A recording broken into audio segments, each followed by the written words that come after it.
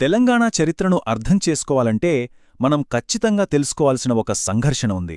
అదే ముల్కీ నాన్ ముల్కీ వివాదం. ఇది కేవలం ఉద్యోగాల గొడవ కాదు. ఇదొక ప్రాంతపు ఆత్మగౌరవం, హక్కుల కోసం జరిగిన పోరాటం. అసలు ఈ ఉద్యమానికి మూలాలు ఎక్కడ ఉన్నాయి? ఈ కథ ఎక్కడ మొదలైంది? పదండి, దాని మూలాల్లోకి వెళ్ళి లోతుగా చూద్దాం. సరే, అసలు కథలోకి వెళ్లే ముందు కొన్ని ముఖ్యమైన పదాలను క్లియర్గా అర్థం చేసుకుందాం. ఎందుకంటే ఈ పదాల చుట్టూనే మొత్తం కథ నడుస్తుంది. ముల్క్ అంటే దేశం లేదా ప్రాంతం. సో ముల్కీ అంటే ఆ ప్రాంతానికి చెందినవాడు, అంటే స్థానికుడన్నమాట. ఇక నాన్ ముల్కీ లేదా గైర్ ముల్కీ అంటే బయటినుంచి వచ్చినవాడు. ఇదే కాన్సెప్ట్ను కొన్ని వందల ఏళ్ల క్రితం దక్కనీలు అంటే ఇక్కడివాళ్లు, అఫాకీలు అంటే బయటివాళ్లు అని పిలిచేవాళ్లు. పేర్లు మారాయేమో కాని దాని వెనకున్న భావం మాత్రం ఒక్కటే. 19వ శతాబ్దంలో ఈ ముల్కీ ఉద్యమం ఒక్కసారిగా ఎందుకు భగ్గుమంది? అసలా నిప్పురవ్వ ఎక్కడ పడింది? దాన్ని తెలుసుకోవాలంటే మనం టైంలో కొంచెం వెనక్కి వెళ్ళాలి, చాలా వెనక్కి, దాదాపు 14వ శతాబ్దపు బహమనీ సుల్తానుల కాలానికి. బహమనీ రాజ్యమిక్కడ దక్కన్లో ఏర్పడినప్పుడు ఉత్తర భారతదేశం నుంచి వచ్చిన అధికారులు, సైనికులు ఇక్కడే సెటిల్ అయిపోయారు. వాళ్లు ఇక్కడి సంస్కృతి, భాష నేర్చుకుని దక్కనీలుగా మారిపోయారు. అదే టైంలో వ్యాపారం కోసం, ఉద్యోగాల కోసం పర్షియా, టర్కీ లాంటి దేశాల నుంచి వచ్చిన వాళ్లను అఫాకీలు అనేవాళ్లు. చూసారా, ఇక్కడే మన గడ్డమీద మనవాళ్లు, బయటివాళ్లు అనే గీతకు బీజం పడింది. ఇక ఇక్కడ్నుంచే అసలు గొడవ మొదలైంది. మహ్మూద్ గవాన్ చాలా గొప్ప పాలకుడు, తెలివైనవాడు. కాని ఆయనొక అఫాకీ. దాంతో ఆయన పెద్ద పెద్ద ఉద్యోగాలన్నీ తనవాళ్లైన అఫాకీలకే ఇచ్చాడు. దీంతో స్థానిక దక్కనీలకు కోపం, అభద్రతా భావం పెరిగిపోయాయి. అధికారం, డబ్బు అంతా అఫాకీల చేతుల్లోకి వెళ్ళిపోయింది. దీనికి తోడు అఫాకీలు షియా అయితే దక్కనీలు సున్నీలు. మతపరమైన తేడాలు కూడా ఈ మంటలకు ఆజ్యం పోశాయి. ఈ గొడవలే చివరికి మహ్మూద్ గవాన్ హత్యకు, ఆ తర్వాత బహమనీ సామ్రాజ్య పతనానికి కారణమయ్యాయి. అయితే బహమనీల పతనం నుంచి కుతుబ్ షాహీలు ఒక పెద్ద పాఠం నేర్చుకున్నారు. వాళ్లు ఆ తప్పు మళ్లీ చేయలేదు. కులీ కుతుబ్ షాహ్ స్వయంగా అఫాకీ అయినా ఆయన స్థానికులను, ఇక్కడ తెలుగు ప్రజలను కలుపుకొని పరిపాలించాడు. ఉద్యోగాల్లో స్థానికులకే మొదటి ప్రాధాన్యత ఇచ్చాడు. దానికి బెస్ట్ ఎగ్జాంపుల్ తానీషా కాలంలో అక్కన్న మాదన్నలకు అత్యున్నత పదవులివ్వడం.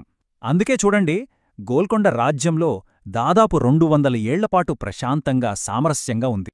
సరే, ఇప్పుడు టైంలో కొంచెం ఫాస్ట్ ఫార్వర్డ్ చేద్దాం. 1724లో ఏర్పడిన అసఫ్జాహీ వంశం దగ్గరికి వచ్చేద్దాం.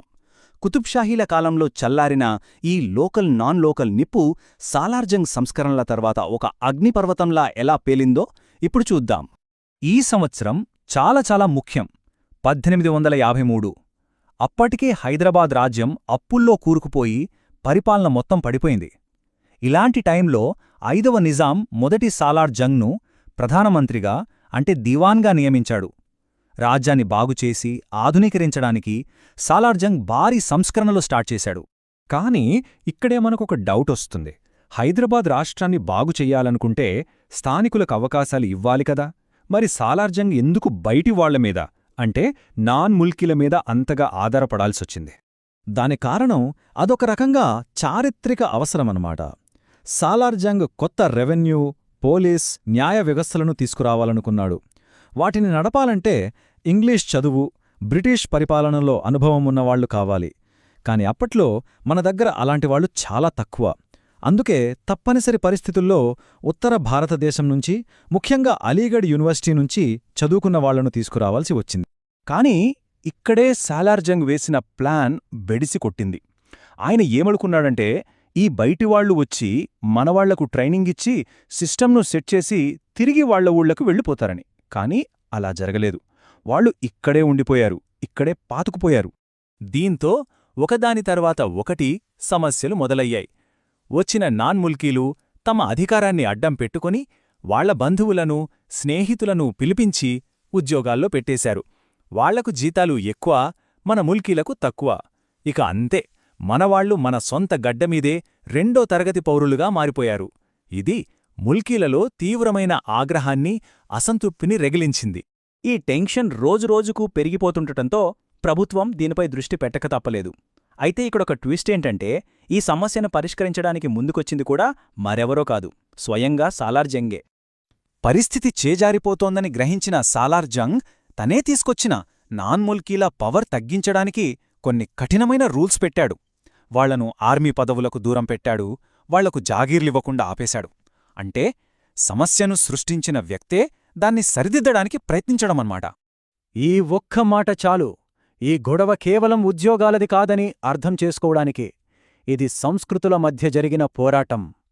నాన్ ముల్కీలు అధికార భాషగా ఉన్న పర్షియన్ను తీసేసి ఉర్దూను పెట్టాలని ఒత్తిడి చేసినప్పుడు సాలార్జంగ్ దక్కన్ సాంస్కృతిక వారసత్వాన్ని కాపాడటానికి ఇలా గట్టిగా నిలబడ్డాడు. ఇది ఒక ల్యాండ్ మార్క్ మూమెంట్, చరిత్రలో ఒక మైలురాయి. 1868లో సాలార్జంగ్ చొరవతో ముల్కీల హక్కులను కాపాడటానికి మొదటి అధికారిక ఉత్తరవు అంటే ఫర్మానా జారీ అయింది. ఇకపై ప్రభుత్వ ఉద్యోగాల్లో స్థానికులకే ప్రాధాన్యత ఇవ్వాలని రూల్ పాస్ చేశారు. ఇది ముల్కీల పోరాటంలో వచ్చిన మొట్టమొదటి చట్టబద్ధమైన విజయం.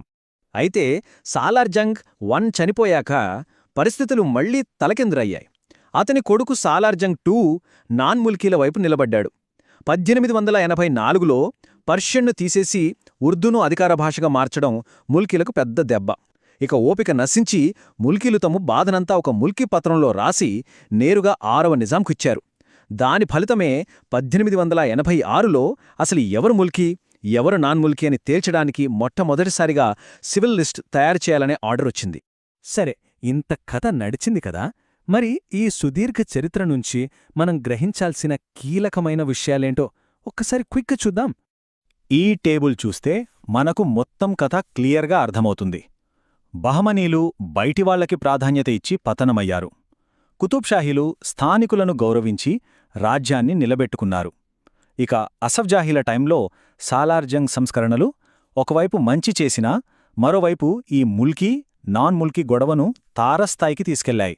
1886 వచ్చేసరికి ఈ సమస్య ఒక సామాజిక సమస్య స్థాయి నుంచి అధికారిక రాజకీయ సమస్యగా మారిపోయింది.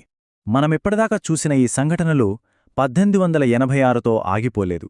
నిజానికి అది ఆరంభం మాత్రమే. ఈ 19వ శతాబ్దంలో మొదలైన హక్కుల పోరాటమే ఆ తర్వాత జరిగిన పెద్ద పెద్ద ఉద్యమాలకు, అంటే 1952 నాటి ముల్కీ ఉద్యమానికి, చివరికి ప్రత్యేక తెలంగాణ రాష్ట్ర సాధనా ఉద్యమానికి కూడా ఒక బలమైన పునాది వేసింది. ఆ పునాదులపైనే భవిష్యత్తు తెలంగాణ పోరాటాలన్నీ నిర్మించబడ్డాయి.